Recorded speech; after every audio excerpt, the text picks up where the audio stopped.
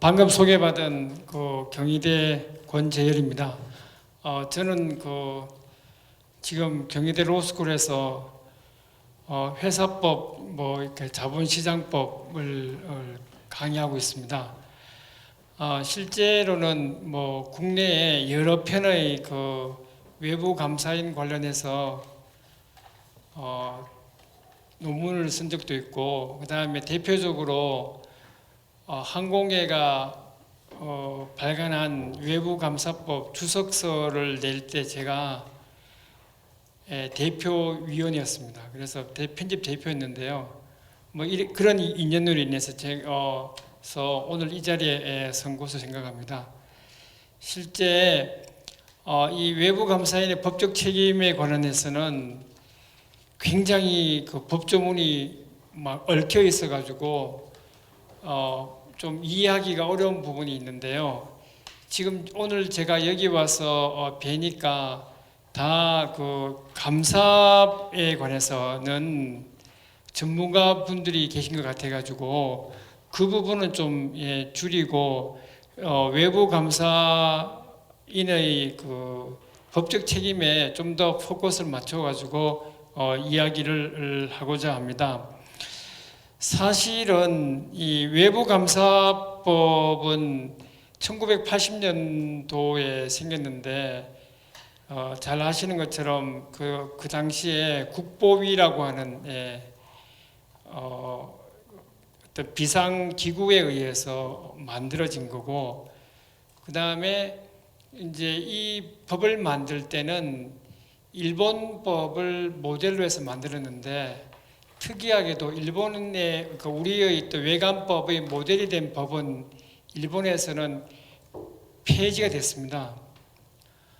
그럼에도 불구하고 우리나라에서는 여전히 외관법이 존재하고 있고, 최근에 보니까 회계기본법을 만들자라고 하는 그런 움직임이 있는데, 저는 그 점에 대해서는 굉장히 의미가 있다고 생각하는데, 외부감사법 속에 들어있는 회계 관련된 규정을 좀 발라내서 외부 감사에 관련된 책임은 다른 상법이나 회계감사, 공인회계사법하고 이렇게 좀 정합성을 맞춰서 별도를 만드는 것도 의미가 있지 않을까, 이런 생각을 해봅니다. 하여간에 이제 한 44년간의 어떤 역사를 가지고 있지만 법은 굉장히 작게 개정이 되었고, 그 개정의 배경에는 아무래도 이 회계감사인, 외부감사인의 어떤 책임을 중대시키는 쪽으로 개정이 되었습니다. 그래서 뭔가 이 경제사회계에서 어떤 회계 부정 사건이 나오면 그때도 그걸 바탕으로 해서 외부감사법이 개정이 되다가 결국에서는 2017년도에 전면 개정을 하게 된 건데요. 실제 보면 이제는 처음 출발했을 때의 외부감사법하고 지금 외부감사법은 내용이 많이 차이가 난다는 것이 특징이라고 생각을 합니다. 그 중에서 어떤 잦은 개정의 대상이 된 것은 책임 부분이라고 하는 것을 다시 한번 강조를 드리고요. 심지어는 이제 제가 형사법은 잘 모르지만 외부감사법 속에 있는 형사 책임은 어느 분의 어떤 표현을 빌리게 되면 세계 최고로 엄중한 형사 책임을 물리고 있는 이런 법으로 평가되고 있는 것을 알고 있습니다. 저는 이제 그 형사 책임 이외에 민사 책임하고 행정 책임을 주로 말씀을 드리도록 하겠는데요. 이 외부감사인의 책임은 비단 이 외부감사법뿐만 아니라 자본시장법에도 그 규정들을 다수 두고 있고요.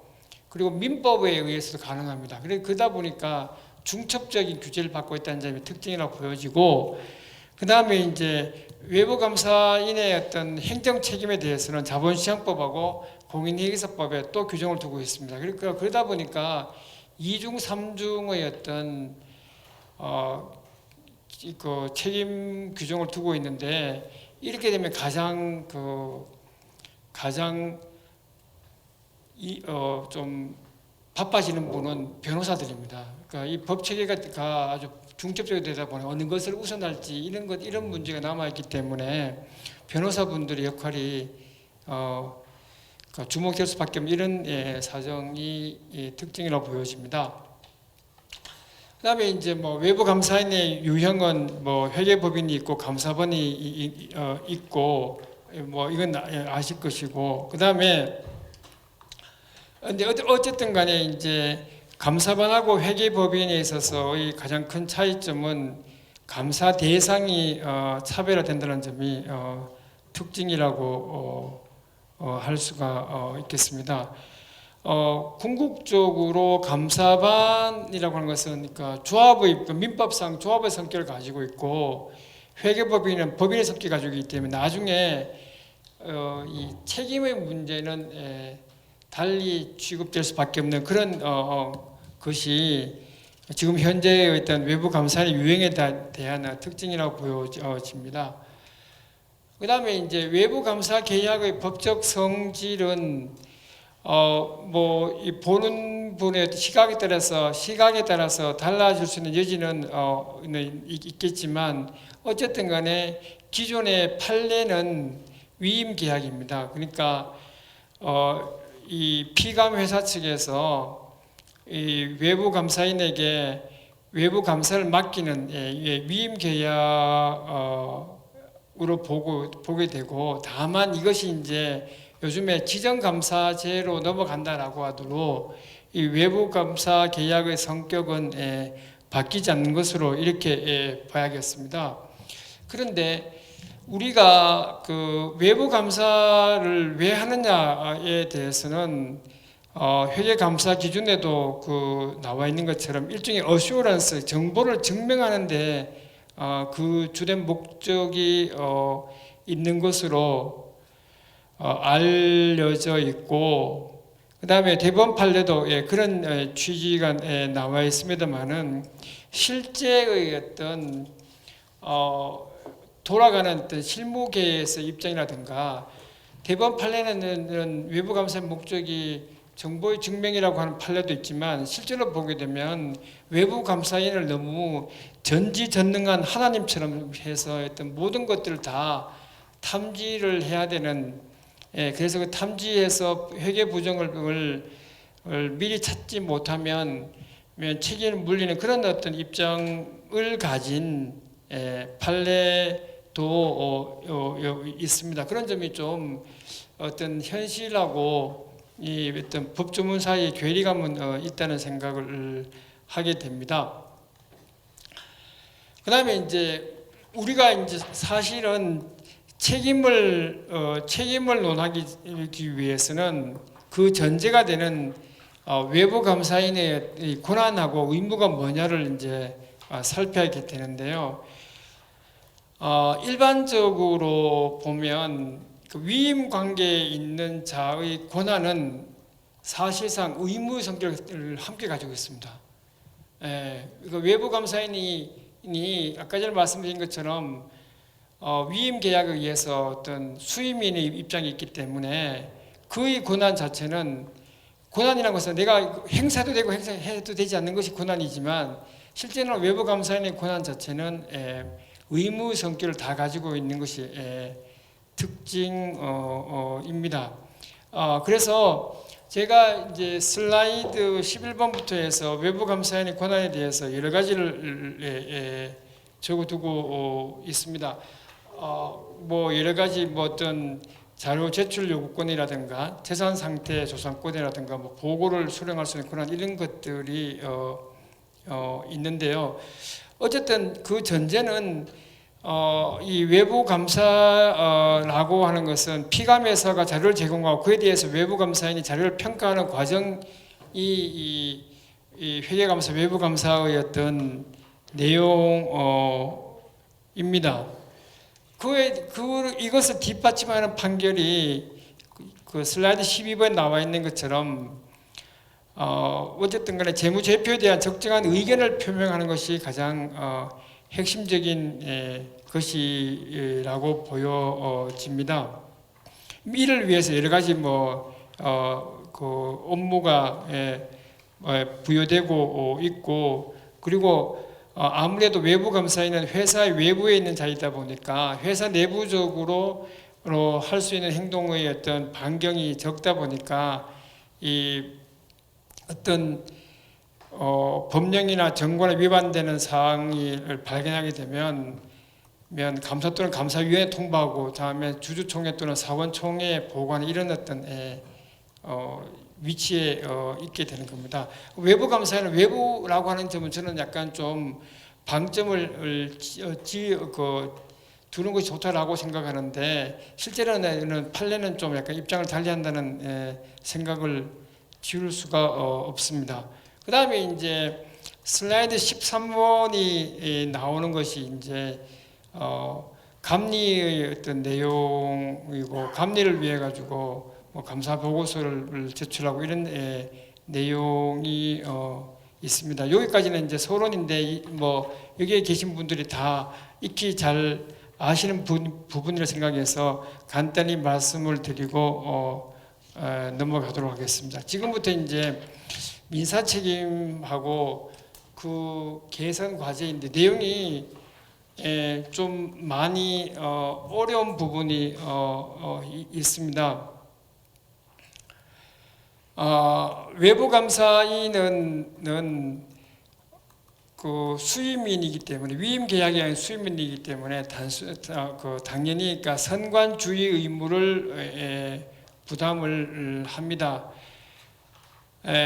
그러면 그 선관주의 의무를 부담을 했을 때 그 위반 여부를 어떻게 따지느냐라고 하게 되면, 대체적으로 이 회계감사 기준이라든가 회계감사 실무지침 이것을 준수했는 여부를 가지고 판단을 하게 되는데요.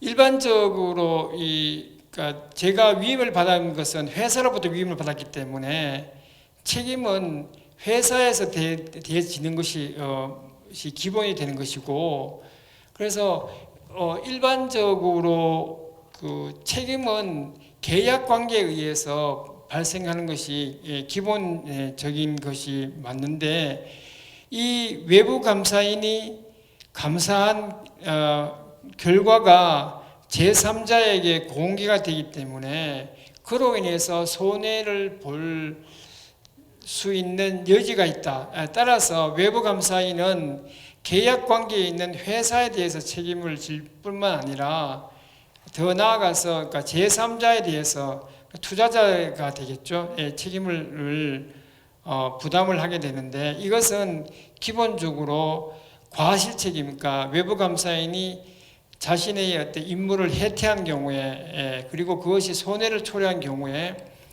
이 책임을 지게 된다는 점이고요. 그 다음에 제3자에 대해서는 계약 관계가 없습니다. 그러니까 어떤 감사의 결과를 대해서 제3자가 보고 투자한다 이런 내용인데, 그 제3자의 투자자에 대해서는 계약 관계가 없습니다. 우리가 일반적으로 법률상 보면 책임을 발생시키는 경우는 두 가지입니다. 계약 관계를 바탕으로 한 채무 불이행 책임이 있고, 그 다음에 계약 관계가 없는 자에 대해서 책임을 지는 경우가 이제 전반적으로 불법행위 책임이 거기에 해당하게 되는데, 근데 일반적으로 그 외부 감사인의 제3자에 대한 책임은 그러니까 법정 책임, 그러니까 불법행위 책임과는 별도로 인정되는 법정 책임으로 되어 있습니다. 왜냐하면 그 책임의 어떤 구성 요건이 좀 시쳇말 약간 별나기 때문에 전형적인 그 민법상의 불법행위 책임하고는 조금 차이가 있다라고 해서 법이 정한 특별한 책임, 그래서 법정 책임이라고 보고 있는데, 이 구조는 사실상 회사법에서 이사가 회사에 대해서 지는 책임하고 이사가 주주에 대한 지는 책임을 봤을 때, 또는 이사가 채권자에 대해서 지는 책임을 봤을 때 그 구조하고 큰 차이가 없습니다. 그래서 수임인의 경우 그에 대해서 직접 책임에 대해서는 그 채무 불이행 책임이고 제3자에 대한 책임은 뭐 그냥 법이 정한 책임, 법정 책임이고 그거 성격은 불법행위 책임의 성격이 굉장히 강하다는 말씀을 드리겠습니다. 손해배상 책임은 굉장히 독특합니다. 입법자의 의도는 하나라도 빼놓지 않고 제대로 손해를 메워보자 이런 의도에서 만든 것으로 이해가 됩니다만은 하여간에 좀 독특한 구조이고 따라서 일반인들이 이러한 손해배상 책임의 구조를 플로우 차트로 만들어서 이해하기가 그렇게 용이한 것은 아니라고 봅니다. 이제 가장 이제 기본적인 출발점은 외부 감사인의 종류에 따라서 회계법인은 유한회사에 관한 규정을 준용하고 있고, 그다음에 이 감사반은 조합의 성격이기 때문에 그에 따라서 책임도 다르고, 그다음에 뭐 경우에 따라서 연대 책임이 됐다가 또 경우에 따라서는 비례 책임이 됐다가 또 그 비례 책임이 되더라도 또 경우에 따라서는 다시 또 회귀해서 연대 책임을 가고 이런 어떤 복잡한 책임 규정을 두고 있다는 점이 특징이고요. 그 다음에 이제 우리가 만약에 이제 여러분들이 뭐 급한 일이 있어서 변호사를 찾아가게 될 때 변호사가 수임료를 산정하는 가장 주된 기준이 뭐 여러 개가 있겠지만 그 중에 하나가 아무래도 입증 책임, 증명 책임을 누가 가지느냐의 문제인데요. 이 증명 책임의 경우에도 보면 일반 투자자가 지는 경우도 있고 그러지 않는 경우도 있고 뭐 하여튼 일반 투자자가 누구냐에 따라 가지고 증명 책임이 왔다 갔다 한다는 점이 좀 더 특징이고, 그 다음에 이제 손해배상 책임의 제척 기간은 독특하게 8년입니다. 그러니까 우리 일반적으로 뭐 사법 체계에서 3년 뭐 이런 3년, 5년, 10년 이런 것은 이제 우리가 가끔 보게 되지만 8년이라고 하는 숫자는 약간 좀 독특한 숫자라고 하는 점은 특징으로 보여집니다. 그 점은 다시 한번 뒷부분과 설명을 하도록 하겠습니다. 그 다음에 이제 그러면 이러한 외부 감사인이 회사뿐만 아니라 제3자에 대해 책임을 지는 것이 그러면 다른 나라는 어떻게 하느냐라고 했을 때 독일은 어떻든 간에 계약관계가 없게 되기 때문에 주주에 대해서는 손해배상 책임을 지지 않는다고 것이 통설이고, 그 다음에 어떤 이 회계감사인의 배상 책임도 상한선이 설정됐다는 점이 특징입니다. 미국의 경우에도 보면 회계감사를 한 외부 감사인의 입장에서 선의이냐 아니면 알고 했느냐에 따라 가지고도 책임이 달라진다는 점도 특징으로 이해를 하시면 되겠습니다. 자, 그 다음에 지금부터 이제 좀 더 깊게 들어가서 말씀을 드리게 되면, 실제 이제 이 책임의 유형은 회사에 대한 책임하고 제3자에 대한 책임 이 두 가지가 존재를 하지만, 회사가 이 외부 감사인에 대해서 책임을 추궁하는 경우는 그러니까 법률상의 규정은 가능하겠지만 실제로는 그렇게 많지 않을 것이라고 보여지거든요. 예를 들어서 뭐냐면 결과적으로 보게 되면 피감 회사가 분식 회계를 하고 난 다음에 이를 바탕으로 해서 외부 감사를 하는 경우가 전형적인 케이스인데, 근데 그렇게 해놓고 나중에 손해가 발생했다고 해서 회사가 외부 감사인을 상대로 한다는 건 좀 손해배상 청구한다는 것은 그렇게 쉽거나 쉽게 생각할 수 있는 일은 아니라고 보여집니다. 다만 이런 경우는 존재할 수 있습니다. 뭐냐 하게 되면 회사가 이 외부 회계감사 계약을 맺었던 자에 대해서 손해를 배상을 청구하는 경우는 예를 들어서 뭐 파산 관전이 들어오는 경우라든가, 그러니까 아예 완전히 그러니까 회사의 기존의 조직이 다 없어지고 새로운 조직이 들어오는 경우, 뭐 이런 경우는 우리가 생각을 해볼 수가 있는데, 실제로는 그렇지 않은 경우에는 우리 법조문에 적어두고 있지만 그렇게 많은 케이스는 생각해 보기가 어렵지 않은가 보여지고 있고, 뭐 여러 가지 이유 중에 하나도 이제 연대 책임도 있는데, 뭐 그렇게 생각해 보게 되면 좀 더 쉽게 이해를 하실 수가 있다라고 보여집니다. 자, 근데 이제 제가 그 외부 감사인의 민사 책임 관련해 가지고 가장 문제가 되는 점은 이겁니다. 그러니까 우리 그 법원이 앞부분에서는 외부 감사인은 어떤 의견을 표명하는 데 있다라고 하면서, 실제로는 그러니까 이 외부 감사인에 대해서 모든 것을 다 알아야 하는 것으로 이제 인식하고 판례를 만드는 경우가 있는데요. 지금 현재 방금 말씀을 드렸던 것처럼 외부 감사인의 책임에 대해서는 여러 가지 법률에 의해서 적용이 되고, 그다음에 그 중에서 이제 본인이 원하는 것이 이제 만약 피해를 본 사람 측에서는 본인이 원하는 것에 어떤 요건을 갖추게 되게 되면 그 법에 의해서 책임을 묻게 될 수 있도록 이렇게 되어 있습니다. 이걸 가지고 이제 청구권 경합이라고 하게 되는데요. 이 대법원 판례를 보면 이렇게 되어 있습니다. 그 주식 투자를 하는 사람은 당연히 감사 보고서를 보고 투자했을 것이다, 이렇게 보는 거거든요. 저도 사실은 뭐 지금은 뭐 요 며칠 사이에 주가가 많이 내려가서도 거의 뭐 바닥을 긋고 있지만,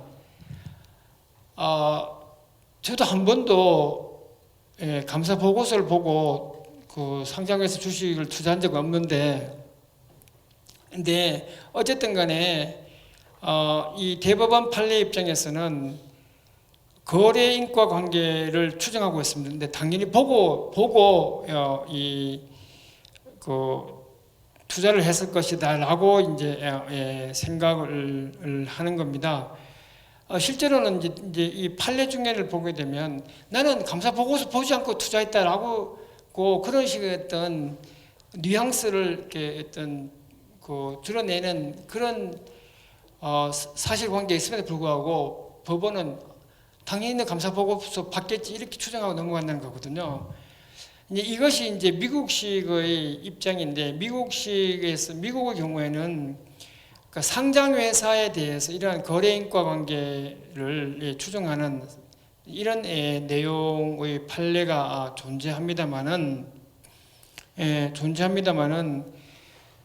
우리는 그러니까 외부 감사의 대상이 상장 회사뿐만 아니라 일정한 규모 이상의 어떤 비상장 회사에도 적용이 되고, 상장을 앞두고 있는 회사도 적용이 되고, 여러 가지 어떤 그 적용 영역이 굉장히 다양함에도 불구하고 미국에서는 상장 회사를 전제로 하는 이러한 거래 인과 관계 추정을 이 외부 감사법 하에서 이렇게 적용을 하는 것이 맞는지, 저는 이 점은 좀 경험칙상 거부감이 생기는 이런 부분입니다. 그러다 보니까 결과적으로 보게 되면 외부 감사인의 책임이 확장될 수밖에 없는 그런 그 영역이 된다는 점이 굉장히 아쉬운 부분입니다. 그렇기 때문에 뭐 이 이제 거래 인과관계라고 하는 것을 추정을 하고 있는 상황이고 사실상 거래 인과관계 있다라고 하는 것이 뭐 약간 그 달리 표현하는 것이라고 이해를 하실 수 있는 그 정도 입장인데요. 근데 방금 말씀드린 것처럼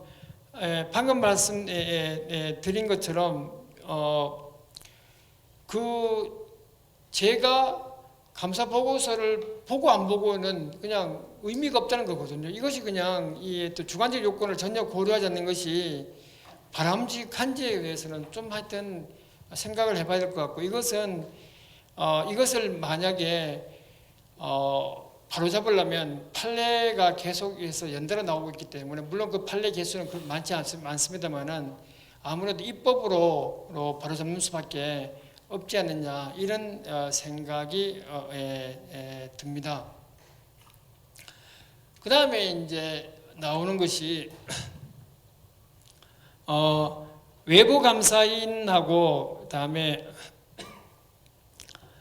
피감회사의 임원 사이의 연대 책임의 문제인데,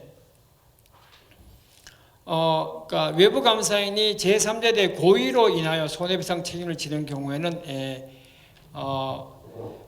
그리고 그 경우에 피감회사 이사 또는 감사도 고의로 인해서 책임이 있다면 연대에서 배상할 책임이 인정, 이렇게 되어 있습니다. 우리가 이제 생각해 보면 약간의 어떤 과실 중에도 경과실이 있고 중과실이 있고 그 다음에 고의가 이렇게 있는데, 이 경우에는 보게 되면 고의로 인해서 손해배상 책임을 지는 경우에는 배상 책임을 진다, 이렇게 되어 있습니다. 대부분의 이제 민법이나 상법에서는 중과실을 고의에 준하거나 아니면 혼동해서 어떤 간에 취급하는 경우가 많은데, 여기는 고의라고 적어두고 있기 때문에 중과실은 아닙니다.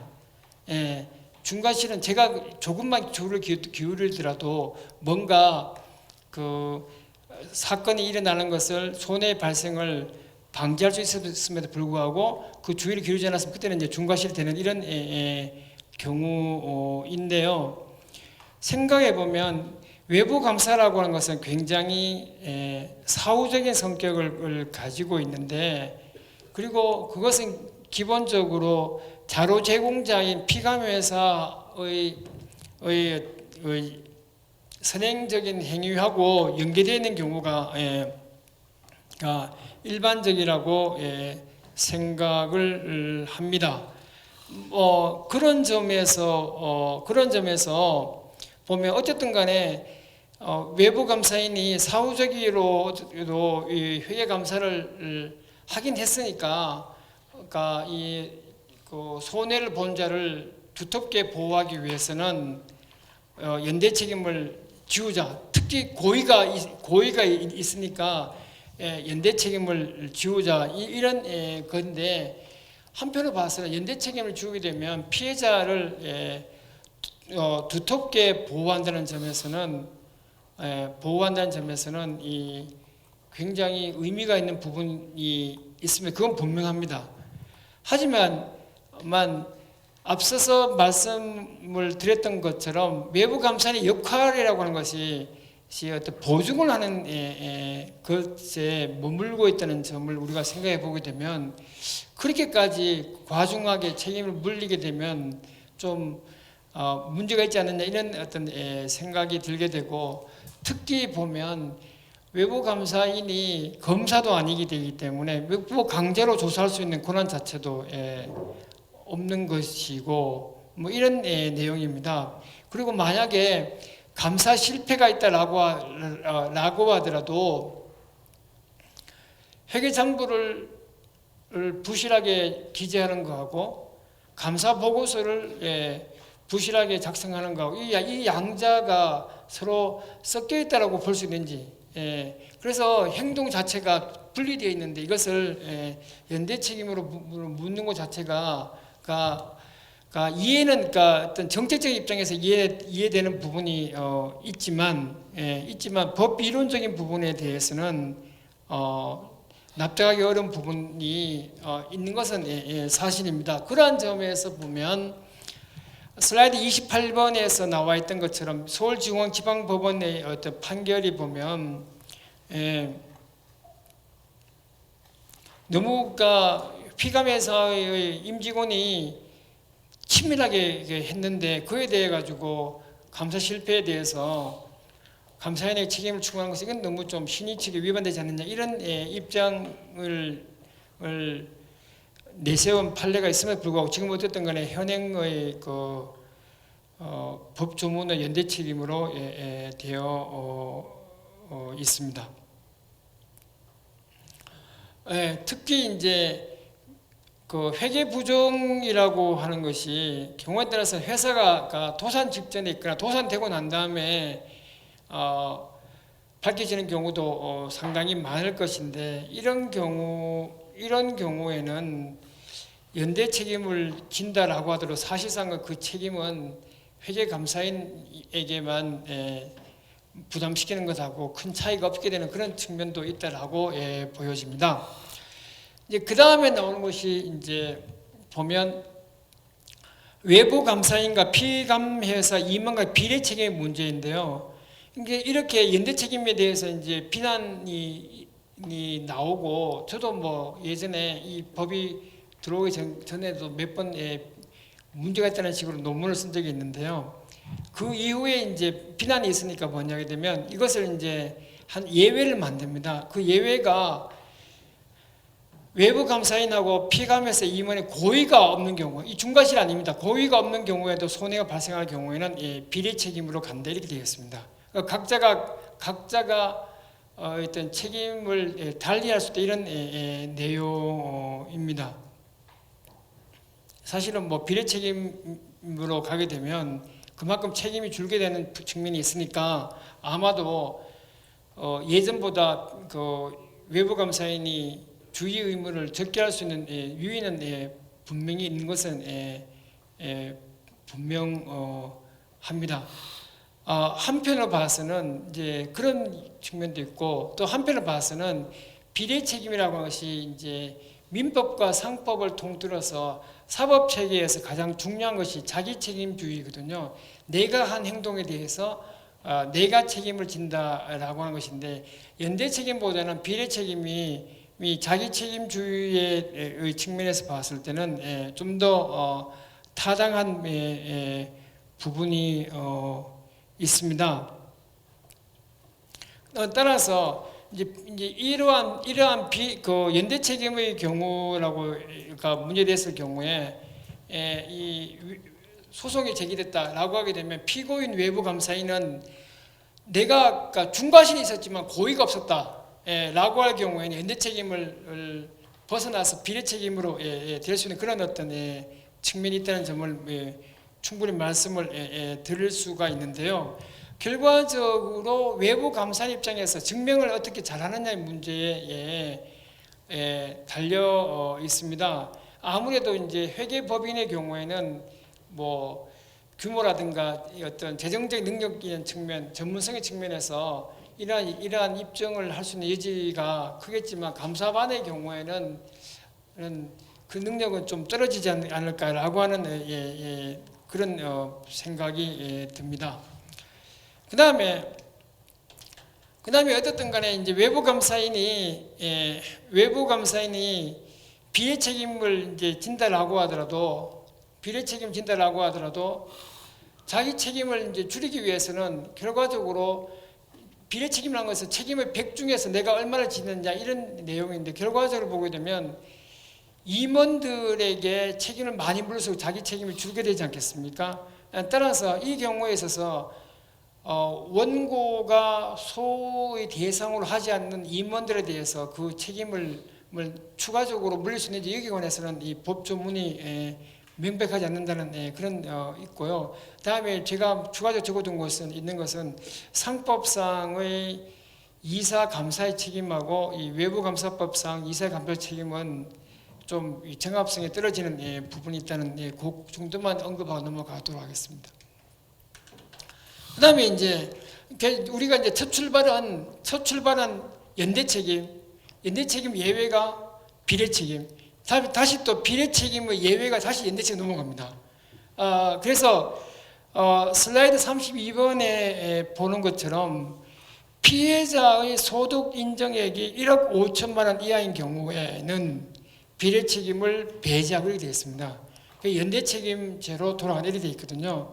그래서 결국은 이거의 목적은 피해자를 제대로 온전하게 구제주자라고 하는 점은 제가 충분히 이해가 되지만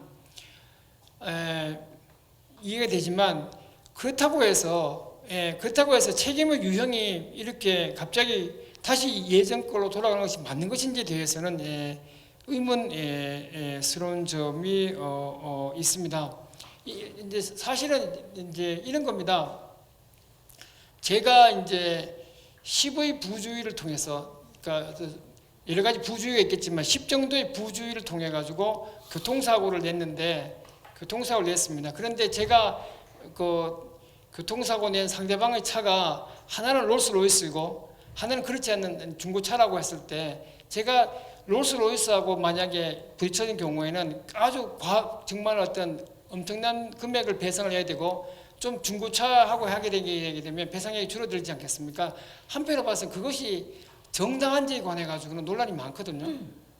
내가 10 정도의 부주의를 했는데 상대방이 누구냐에 따라 가지고 책임의 정도가 달라지는 것이 맞느냐 이런 이제 이야기가 있기도 하는데, 마찬가지로 보게 되면 소득액에 따라 가지고 연대 책임제로 돌아가는 것이 누구시 이제 맞느냐, 이것은 좀 부정적 입장입니다. 그러다 보게 되면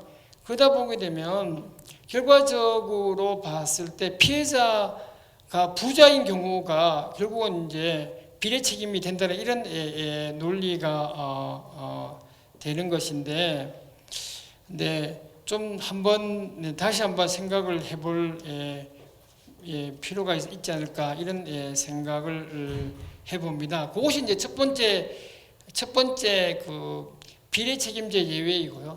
두 번째의 예외는 슬라이드 33번인데 보게 되면 비례 책임에 따른 배상 의무자 중에서 무자력자가 있는 경우에는, 그러니까 결과적으로 보게 되면 비례 책임에 따른 배상 의무자가 돈이 없다 이런 경우에는 어떻든 간에 제3자는 보호는 해줘야 되니까 보호를 해주기 위해서 방법이 뭐냐라고 했을 때 비례 책임을 유지하되 각자에게 50% 내에서 추가 분담금을 내라는 겁니다. 이제 이런 내용인데 이렇게 굉장히 이제 막 엉키고 있는 이런 어떤 책임 구조가 되어 있습니다. 생각해 보게 되면 회계법인의 경우에는 뭐 손해배상 공동기금이 있게 되기 때문에 뭐 배상 의무자 중에서 배상 능력이 없는 자가 있다라고 하더라도 뭐 제3자의 어떤 손해를 전부하는 데는 어려움이 상대적으로 줄겠지만 감사반의 경우에는 그러하지 않을 여지가 있기 때문에 결과적으로 보게 되면 외부감사법은 이 회계법인에 좀 더 초점을 두고 있다는 생각을 하게 됩니다. 그 다음에 손해배상액에 대한 증명책임 부담의 이원화 문제인데, 누가 입증하느냐의 문제입니다. 누가 입증하느냐의 문제인데, 일반 투자자의 경우에는 피고인 외부 감사인이 나는 잘못 없다라고 하는 거 증명을 해야 되고, 금융회사가 원고인 경우에는 금융회사가 증명하는 거거든요. 여기 뭐 많은 분들이 공인회계사이시겠지만 저는 이것도 문제있다고 생각합니다. 왜냐하게 되면 금융회사가 이 어떤 감사 보고서를 보고 투자를 했다라고 했을 때 그때는 이제 외부 감사의 책임을 묻기 위해서는 금융회사가 입증을 하는 이런 내용인데, 이건 이제 이 전제가 아무래도 금융회사는 전문성이 있지 않느냐, 그러다 보니까 책임을 추궁을 있어가지고 그 증명 책임을 원고 측에 이렇게 부담시키고 일반 투자자에는 그렇지 전문성이 없으니까, 그러니까 그렇지 않게 규정하고 이런 어떤 내용이 들어있는 것으로 이렇게 보이는데 실제로는 보면 금융회사도 경우에 따라서는 그 일반 투자자하고 그 제대로 피감회사에 대해서 권리를 행사를 못하는 경우가 많기 때문에 이것이 과연 타당한지에 대해서 좀 의문스러운 부분이 있습니다. 근데 가장 이제 문제되는 것은 이제 약간 복합적인 내용인데요. 이제 이런 내용입니다. 일반 투자자가 소송을 제기를 했습니다. 그렇게 되면 증명 책임은 외부 감사인이 지게 되는데 거기에다가 소송 참가라고 하는 것은 소송의 중간에 끼어드는 경우거든요. 금융회사가 중간에 끼어들었습니다. 그러면 원고 측의 선언자가 일반 투자자도 있고 그다음에 그 금융회사가 있는 이 경우에 누가 입증 책임을 지느냐 뭐 이런 어떤 복잡한 문제가 여전히 남아 있습니다. 이건 이제 법률적인 사정이기 때문에 그건 조금 그까지만 말씀드리겠습니다. 그다음에 이제 민사 책임에 있어서 가장 제가 봤을 때 좀 심한 내용이 보면 외부 감사인에 대한 손해배상 청구권의 채택 기간의 문제인데 이 감사 조서에 대해서 이제 그 8년간 보관 의무를 부과하는 것이 이번 이제 법에 명시되어 있습니다. 왜 하필이면 8년이냐 라고 하게 되면 이 외부 감사인의 민사 책임을 제척기관이 8년이기 되기 때문에 이 양자를 조화롭게 종합적으로 해결하기 위해서 이 감사 조서에 있던 보관 시점을 8년으로 적어두고 있다는 점입니다. 그런데 지금 종전에도 말씀을 드렸던 것처럼 이 자본시장법을 비롯해서 여러 법에서 공인회계사 또는 이 외부 감사인의 책임을 묻고 있는데, 그러한 이 다른 법에 비해서 이 8년은 굉장히 긴 것이 아니냐 이제 이런 생각을 하게 됩니다. 그 점을 말씀을 드리고요. 그다음에 이제 외부 감사인의 행정 책임과 그 개선 과제입니다. 이 보면 이제 첫 번째가 이제 회계법인 대표이사에 대한 조치인데, 근데 우리 그 외부 감사법에 보면 이 이제 부실 감사로 이제 되는 경우에 대해서는 회계법인의 대표이사도 당연히 거기에 대해서 책임을 지는 이런 어떤 징계 조치를 할 수 있는 그런 규정을 두고 있고, 그에 관해서 오늘 이제 토론자로 나오신 그 조상규 변호사님이 쓰신 그 내용을 제가 그대로 전제를 했습니다. 43번 슬라이드 제가 그대로 전제를 했습니다. 그런데 이제 이 결과적으로 보게 되면 감사 실패에 관련된 위험을 어쨌든 간에 외부 감사에 더 나아가서 회계법인의 대표이사까지 부담시키는 것은 좀 심한 것이 아니냐 이런 생각이 들게 되고, 과연 비례의 원칙이 맞는 것인지라고 하는 측면에서 의문스러운 점이 있고요. 특히 중소규모 회계법인의 경우에는 별산제가 많은데 그런 경우에 누가 그러면 내가 대표이사를 하겠느냐 그런 어떤 현실적인 문제도 있을 것이라고 보여집니다. 그 다음에 이제 나온 것이 외부 감사에 대한 과징금 부과의 문제인데, 사실은 이 과징금이라는 것은 행정 제재적인 측면이 있는 것이고 이건 굉장히 이질적인 그 부분이라고 생각했는데, 결과적으로 보게 되면 이 현행법에 이제 들어오게 된 이런 과정을 밟았습니다. 그러면서 외부 감사인이 고의 또는 중대한 과실로 부실 감사를 한 외부 감사인의 경우에는 감사 보수의 5배 이내의 과징금을 부과하도록 이렇게 되어 있습니다. 생각을 해보게 되면 이러한 동일한 행위에 대해 가지고 여러 가지 방법을 우리해서 책임을 묻는 것이 과연 바람직한가에 대해서는 여러 가지 학계의 견해가 나눠져 있습니다만은, 한때 공정거래법상에 있어서 그 유사한 것이 문제가 됐는데 이 경우에 위원은 아니었습니다만은 위원 의견을 유지한 사람이 무려 4명이었습니다. 그래서 예를 들어 가지고 이것이 이제 어느 한 행동에 대해 가지고 과징금, 뭐 손해배상, 형벌, 뭐 이런 것들이 다 중첩적으로 되게 되면 그것은 좀 너무한 것이 아니냐 이런 생각이 들게 되게 되고, 따라서 결과적으로 보면 중소규모 회계법인의 같은 경우에는 굉장히 어려운 위치에 놓이게 될 거라고 생각이 듭니다. 이제 이렇게 이야기하게 되면 이런 분들은 이제 어떤 분들 이렇게 말씀하신 분도 있습니다. 그러면 회계 부정이라든가 감사 실패를 하지 않으면 되지 않느냐 이렇게 말씀을 하시는데, 그러면 이런 문제도 자유로워지지 않는 이렇게 말씀을 하시는데,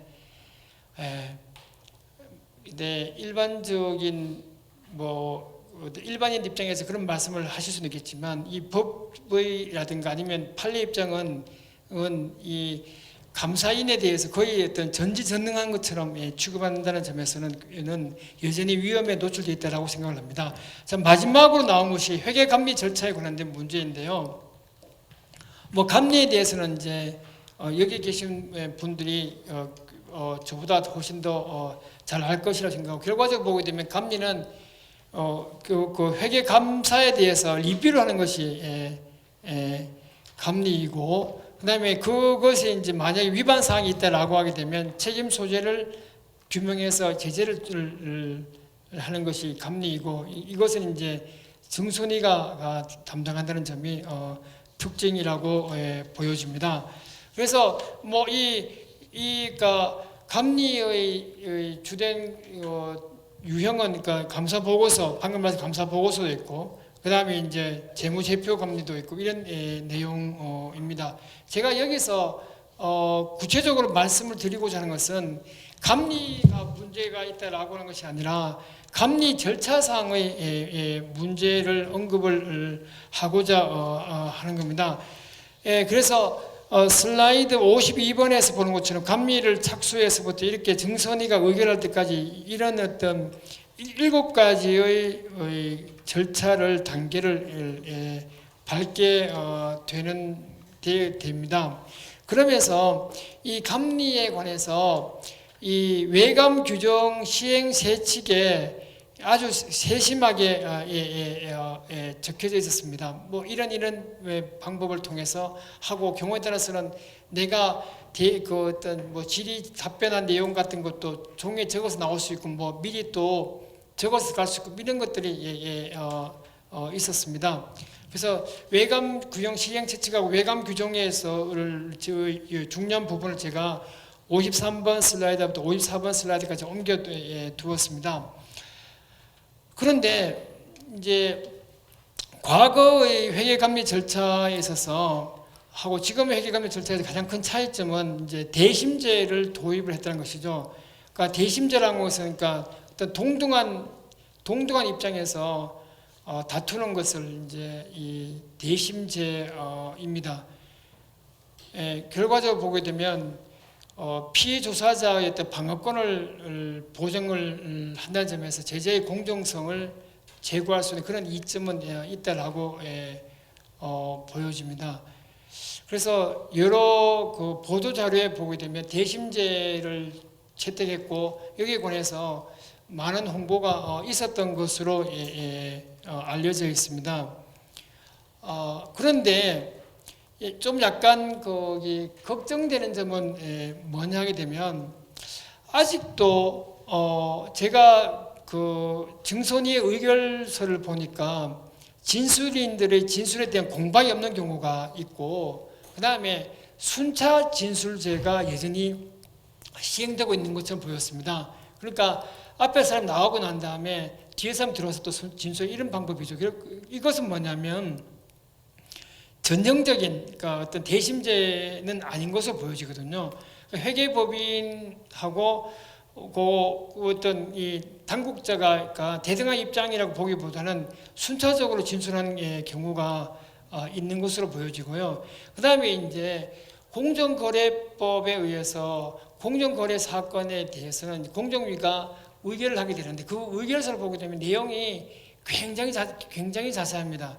물론 이제 공정위의 의결은 1심 판결로서의 어떤 지위를 가지기 때문에 그런 점이 있겠지만, 근데 정선이 의사록을 보니까 앞뒤를 잘 모르는 부분이 많더라고요. 그래서 제대로 내용을 파악하지 못하는 부분이 있고, 경우에 따라서는 생략한 경우도 있고, 이런 내용, 이런 어떤 한계가 있는 것처럼 보여지기 때문에, 만약에 어떤 위화 효과라든가 그 후에 그 어떤 뒤의 사람들에게, 뒤의 어떤 사건에 대해서 뭔가 모범이 되기 위해서는 이 정선이 의사록도 좀 더 세심하고 구체적으로 하게 되면 일종의 어떤 선례가 쌓여가지고 일종의 판례처럼 기준이 형성되지 않을까, 이런 생각을 하게 되고, 그렇게 되면 이 기업과 회계법인이 감리 결과를 쉽게 예측할 수 있고 충실한